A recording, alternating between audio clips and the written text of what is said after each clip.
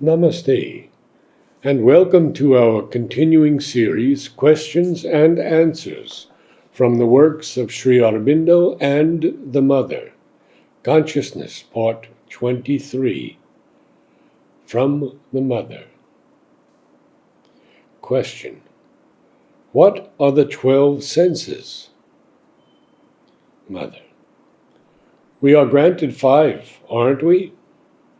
In any case, there is one other which precisely has a relation with consciousness.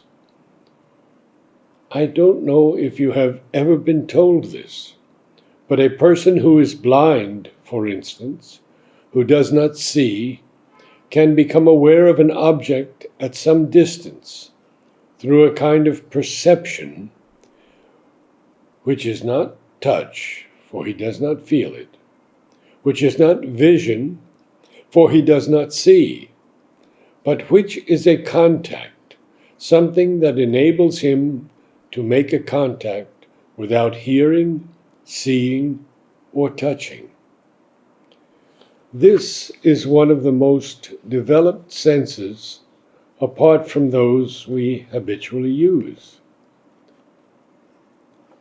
There is another sense, a sort of sense of proximity.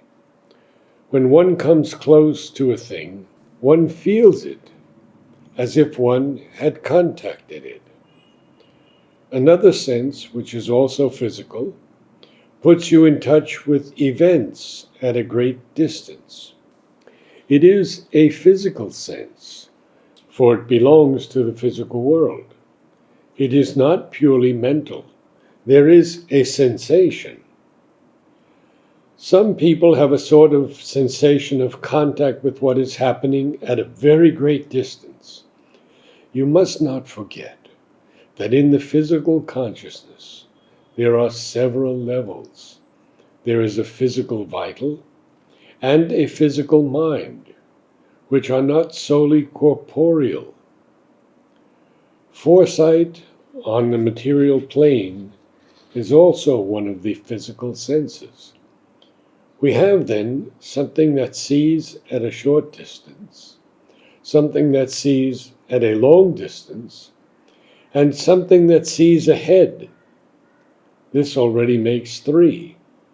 There are a sort of improvement of the senses we have, as for instance, hearing at a great distance. There are people who can hear noises at a great distance, who can smell at a great distance. It is a kind of perfecting these sentences. Question: there are animals with very developed senses, aren't there? Mother: ah, yes. There are animals which are much more advanced than we. Disciple: I knew an elephant which led us straight to the water when we were tiger shooting. Mother: animals have much more perfect senses than those of men. I challenge you to track a man as a dog does, for instance. This means that in the curve, or rather the spiral of evolution, animals, and more so those we call higher animals, because resemble us more closely, are governed by the spirit of the species, which is a highly conscious consciousness. Bees, ants, obey this spirit of the species, which is of quite a special quality. And what is called instinct in animals is simply obedience to the spirit of the species, which always knows what ought and ought not to be done. There are so many examples, You put a cow in a meadow, it roams around, sniffs, and suddenly puts out its tongue and snatches a blade of grass. Then it wanders about again, sniffs, and gets another tuft of grass, and so it goes on. Has anyone ever known a cow, under these conditions, to eat poisonous grass? But shut this poor animal up in a cowshed, gather and put some grass before it, and the poor creature, which has lost its instinct because it now obeys man, eats the poisonous grass along with the rest of it. We have already had 3 such cases here. 3 cows which died from having eaten poisonous grass. And these unfortunate animals, like all animals, have a kind of respect, which I could call unjustifiable, for the superiority of man. If he puts poisonous grass before the cow and tells it to eat, it eats it, but left to itself, that is, without anything interfering between it and the spirit of the species, it would never do so.